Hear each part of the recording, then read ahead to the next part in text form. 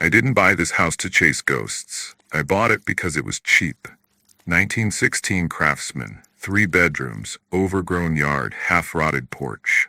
The kind of place you tell yourself just needs a little love. I moved in last month, been slowly fixing things, leaky pipes, loose floorboards, the usual. But the first night, I noticed it. A draft.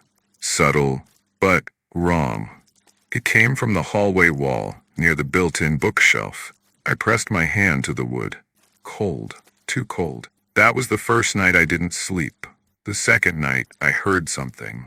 Not loud, just tapping. Like fingernails on the inside of the walls. It came from the same spot. I thought maybe a raccoon was trapped somewhere. That's what I told myself.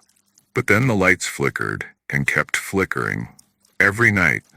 Always between 3 and 4 a.m. I set up a cheap camcorder in the hallway.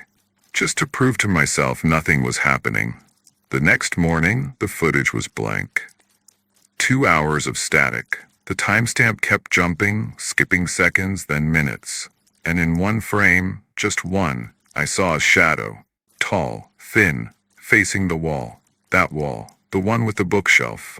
The next day I tried moving it. It was heavier than it looked. Bolted into the frame like someone really didn't want it moved. Behind it was a door. No handle. No frame. Just black wood and rusted hinges. I've lived here 4 weeks. I swear it wasn't there before. I stood there for a long time. The air was heavy, wet, like breathing in through a damp towel. I should have walked away. Should have sealed it up, forgotten it. But I didn't. I opened it. Behind the door was a hallway. Narrow. Too narrow. Barely wide enough to walk without my shoulders brushing the sides. And pitch black. But my flashlight worked. At first. The hallway shouldn't exist. The house isn't big enough. I walked for what felt like 10, maybe 15 minutes. The air got colder the further I went. The walls began to change. At first it was just moisture. Then veins. Pulsing. I tried not to look at them too long. I found objects. A child's shoe. A broken camcorder. A cracked pair of glasses. Someone else had been here. Many someones. I started seeing carvings in the wall. Names. Dozens. Maybe hundreds. I stopped when I saw mine. I turned around to leave. But the hallway had changed. Now there were mirrors. Dozens of them. But none of them showed me. They showed things. Standing where I should be. Smiling. Not blinking. One reached toward the glass. I ran. I don't remember how I got out. 1 second I was sprinting, and the next I was back in the kitchen, on the floor. Covered in sweat. Bleeding from the nose. But something was wrong. The kitchen was backwards. Everything mirrored. The fridge opened the wrong way. My coffee mug had the handle on the wrong side. I blinked, and everything was normal again. Except the door. The hidden door was open. Wide open. I tried to board it shut. Hammered nails until my hands blistered. Replaced the bookshelf. The next night, it was back. The night after, it was open.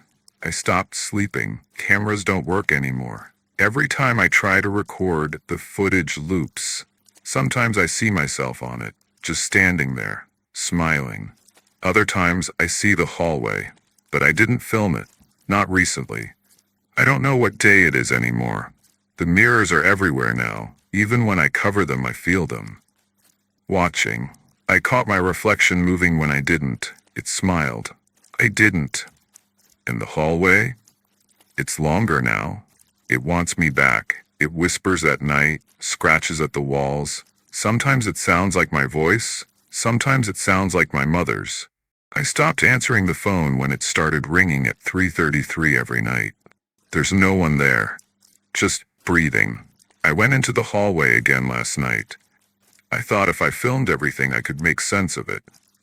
I walked for hours. Saw more names, more things left behind.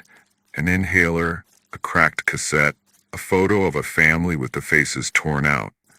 I saw a door at the end of the hall. Not the one I came through. Different. Red. I reached for the knob, but it opened before I touched it. And something stepped out.